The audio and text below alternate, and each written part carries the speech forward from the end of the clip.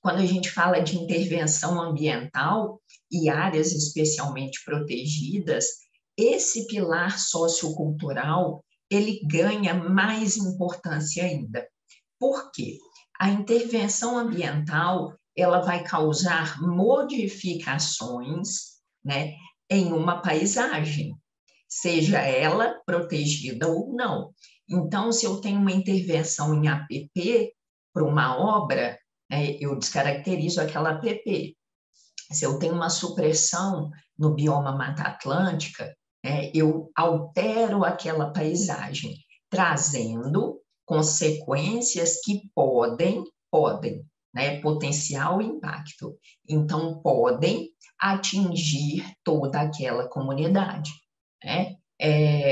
Eu acho que eu tenho até uma imagem aqui do Pico do Itabirito, né, um exemplo aí que todo mundo usa, porque além dos impactos ao meio biótico e ao meio físico, né, decorrentes de uma supressão ou de uma intervenção ambiental, a gente tem os impactos socioculturais. Por exemplo, a modificação de uma paisagem de serra, né, que é uma alteração que a gente vê muito comumente em Minas Gerais. Isso, obviamente, impacta aquela localidade e pode impactar a população que convive com ela, né? Pessoal, não estou aqui falando que é certo ou errado, né? Se a norma permite, é certo, mas nós não podemos fingir que não há impacto.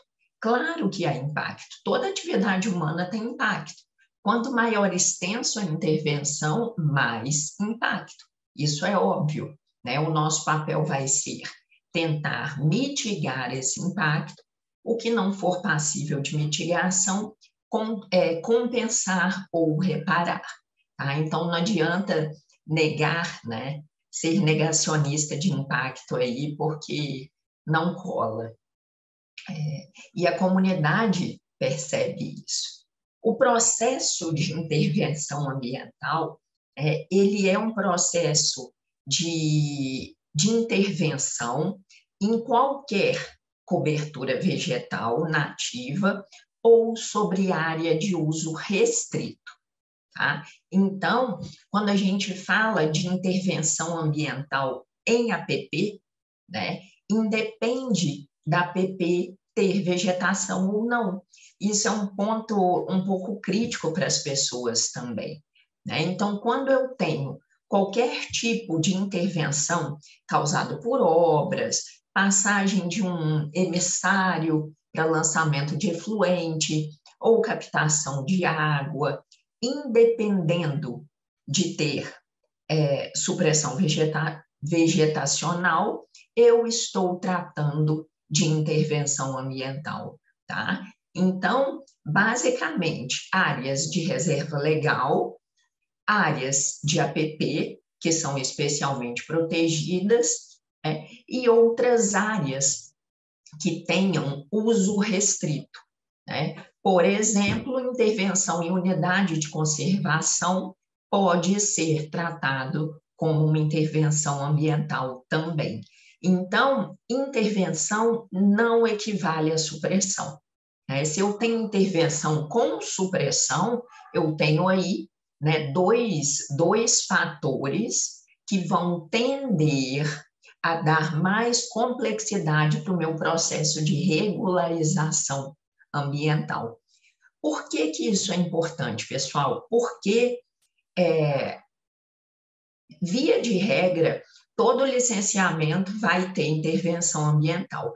São raros os casos que não tem, mas ou vai ter supressão de vegetação, ou vai ter intervenção em APP, né? Alguns casos, relocação de reserva legal, é muito comum, né? Então, nós fazemos o processo de intervenção ambiental dentro do processo de licenciamento, né? Mas ele é um processo específico, tá? Por isso que nós temos que entender o que é e entender as regras, né? Eu tenho a fase de LP, que é a fase de validação locacional.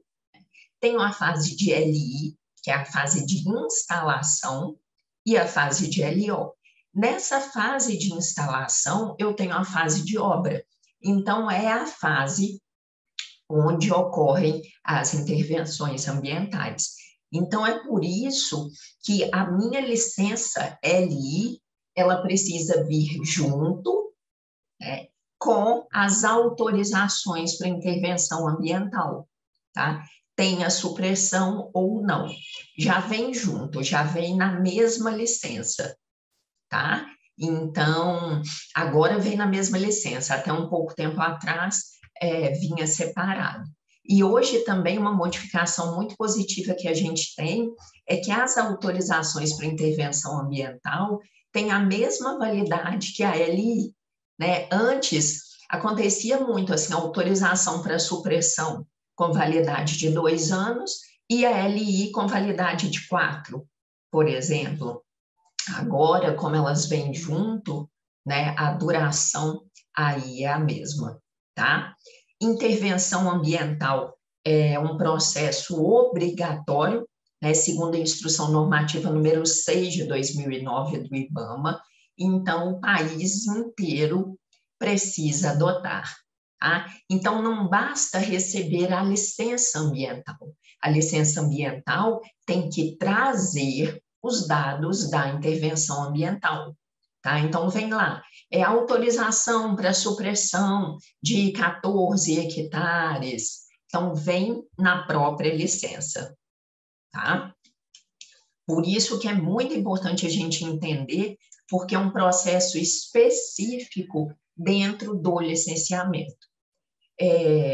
Então, pessoal, quando o processo de licenciamento vai ser feito, né, nós temos ali toda a caracterização da atividade, que a gente já falou, né, vamos ter as intervenções ambientais, né, para as obras, né, mas, lembrando, eu preciso regularizar apenas as intervenções em áreas de uso restrito ou com supressão de vegetação, tá?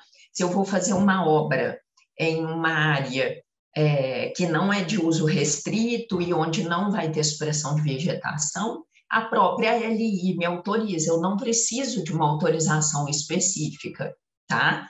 Mas, para intervir em áreas especialmente protegidas e suprimir vegetação, a minha LI precisa conter os dados, né, autorizados para essa intervenção.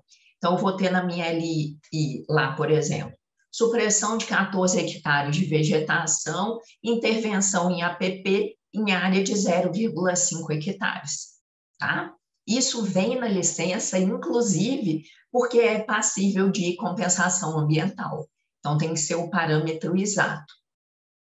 Com base nessas intervenções, então, nós vamos propor estratégias de minimização dos impactos, mitigação e controle, e, o que não for passível, de controle e compensação. Um exemplo, supressão de um fragmento de Mata Atlântica, né? Ah, Flávia, mas a gente adota medidas de controle, né? A gente coleta sementes, plântulas, afugenta a fauna, evita, né, usar trator concorrente.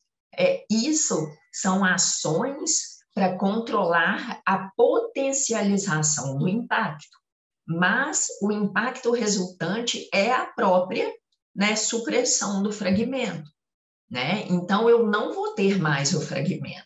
Independente das medidas que eu adote, né, para esse impacto não ser potencializado, resultando em novos impactos, o fato é que aquele fragmento de Mata Atlântica desapareceu.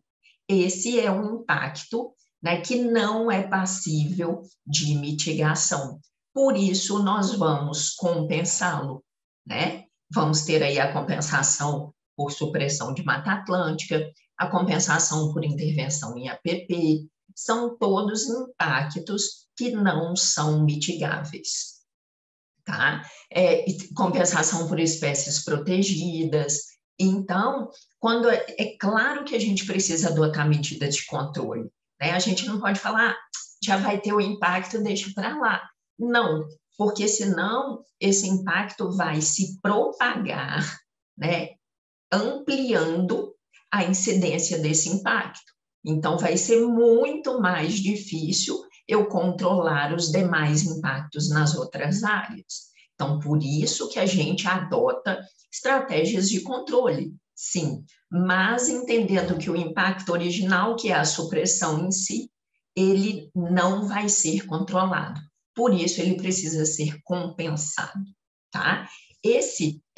Nessa fase, minimização, mitigação, controle, compensação e recuperação, né, que o PRAD entra aí também, né, nós vamos precisar aí adotar estratégias de gestão ambiental para garantir a efetividade das nossas ações.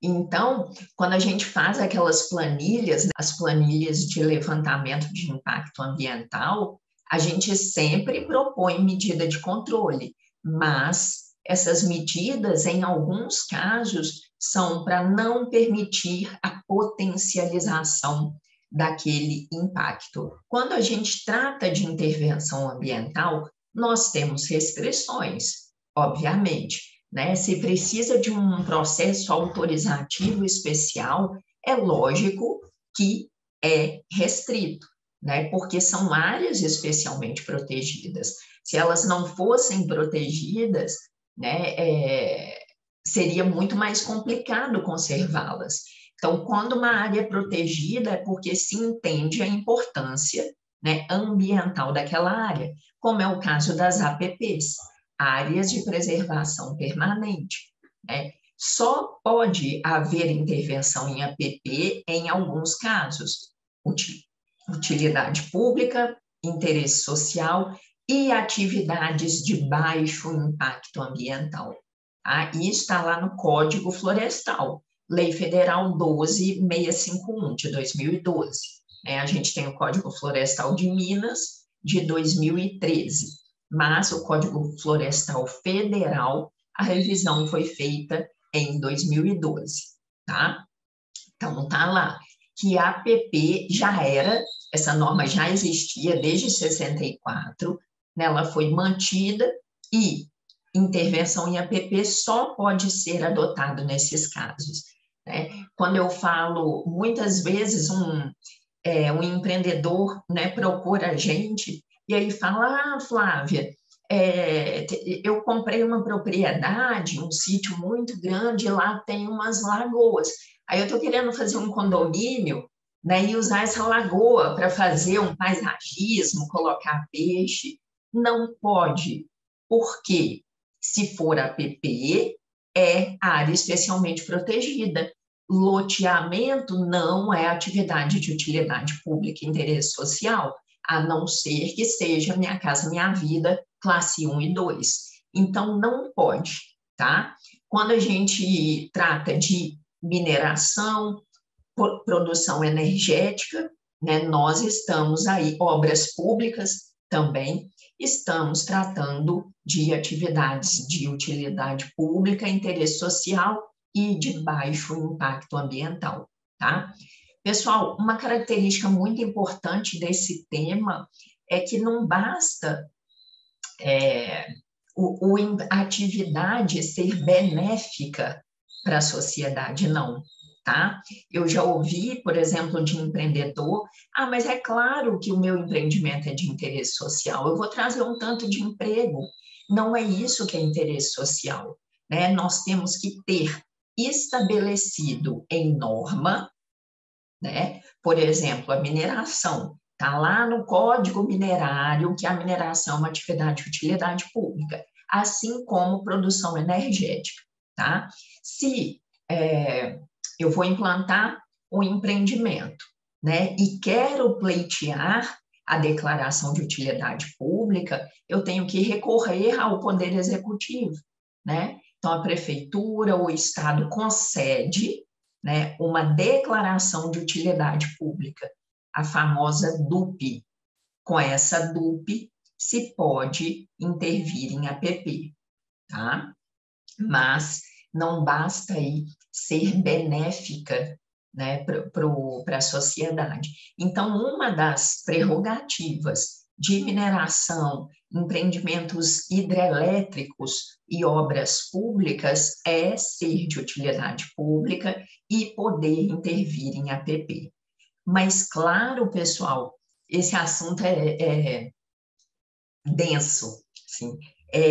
Essa intervenção ela tem que ser justificada, tá? Existe um estudo que chama estudo de alternativa locacional. O que é isso? Eu preciso comprovar, através desse estudo no processo de licenciamento, que eu não tenho outra opção, senão intervir na APP, tá? Porque, obviamente, como é uma área especialmente protegida, a intervenção é restrita, né? Então, por exemplo, colocar escritório, né? Escritório numa mineração ou numa hidrelétrica. Eu vou usar a APP para isso? É óbvio que não, né? Vai ser negado o meu pedido, né? Se eu tenho, por exemplo, um veio de minério na APP, se entende que ali, no caso, a gente tem um engessamento locacional, tá? Mas aí a gente tem que justificar nesse estudo. Quem concede a DUP? Poder Executivo, tá? Pode ser Prefeitura, Estado, a União, em alguns casos, concede, né? Por exemplo, para obras ferroviárias, tá? Mas é o Poder Executivo. O mais fácil é Prefeitura. Para vocês terem ideia, até para alteamento de barragem, né, precisa fazer o estudo de alternativa locacional, né? Ah, mas parece lógico, a barragem já está lá. Não importa, né? Nós estamos aumentando a intervenção em APP, né? Então, preciso fazer um estudo de alternativa locacional, evidenciando que a melhor estratégia é essa. Pois alteamento de barragem virou um pepino. Então, tem que ter uma série de justificativa além dessa. O que é possível solicitar de intervenção ambiental?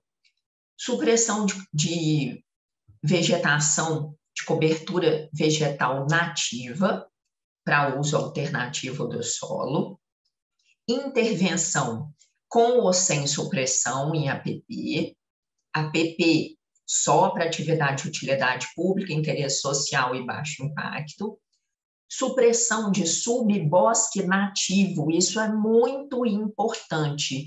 Subbosque, pessoal, não estou falando aqui de floresta, não, sabe? Naquele eucaliptal, se não tiver manutenção, o subbosque rebrota, né? Eu já tive cliente que suprimiu a área, né, que a licença permitia, não fez a intervenção, esperou 3 anos, o que aconteceu? O subbosque regenerou. Precisa pedir outra licença? É claro que precisa, né? Tá aqui, supressão de subbosque nativo em florestas plantadas. O subbosque é a vegetação que regenera.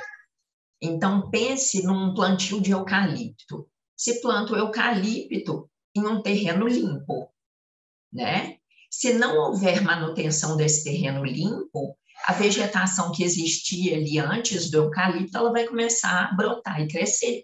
Esse é o subbosque, tá?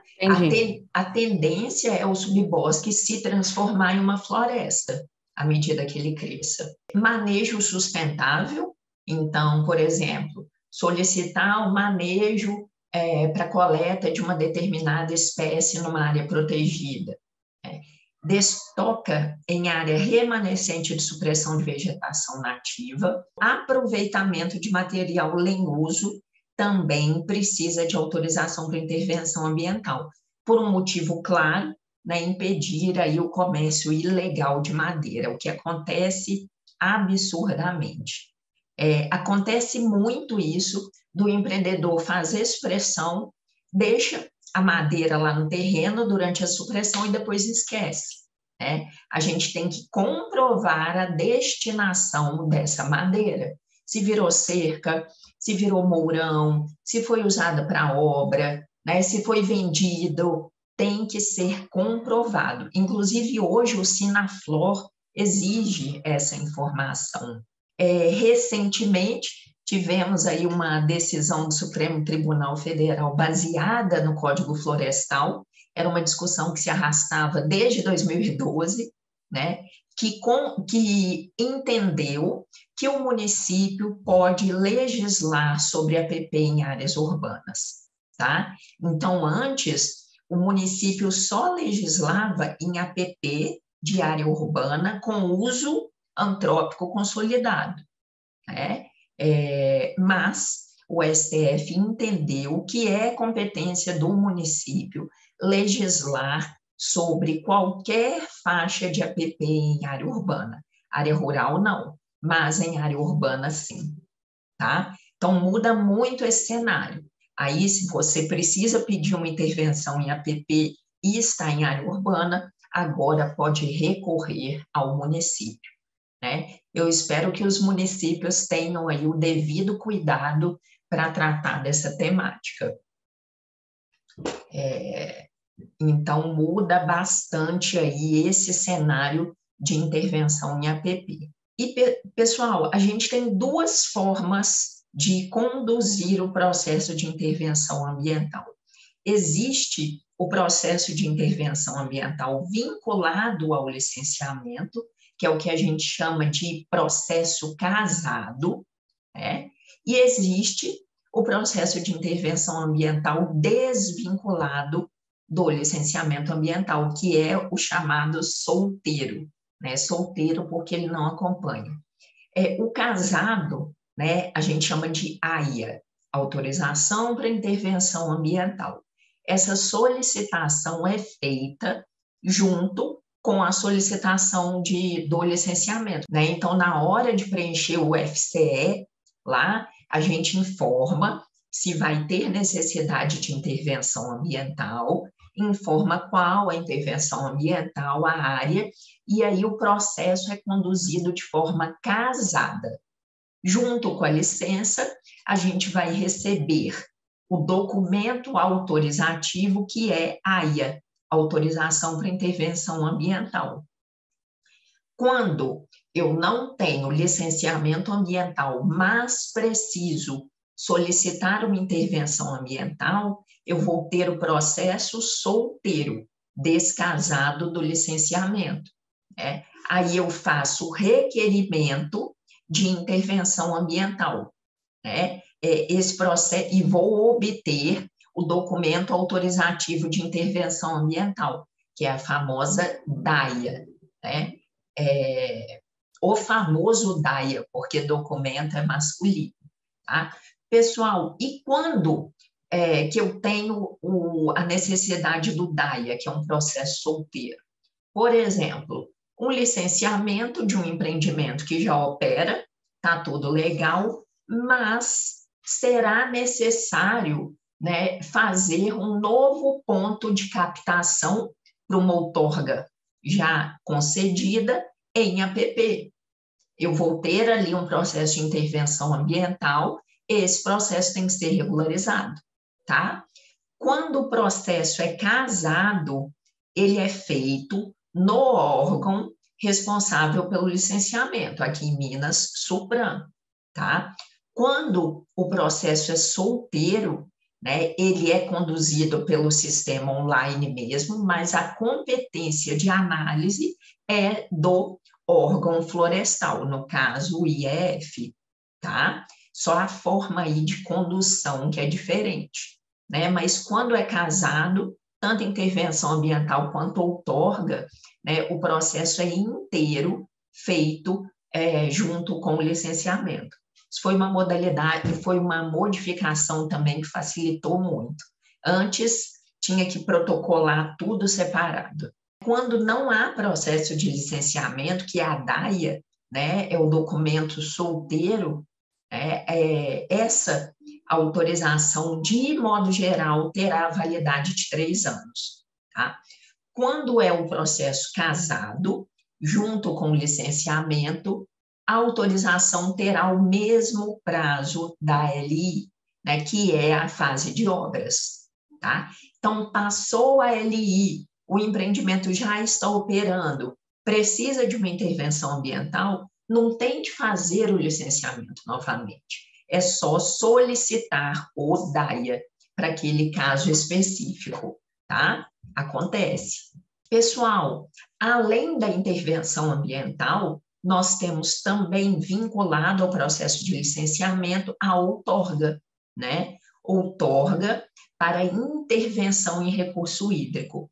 Ao contrário de que muita gente pensa, a outorga não é para captação de recurso hídrico.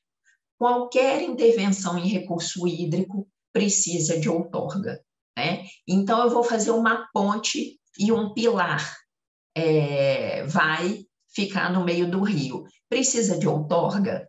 Bom, é intervenção em recurso hídrico? Então precisa de outorga, né? Eu vou fazer um emissário de uma fábrica para lançar o efluente tratado em um curso d'água.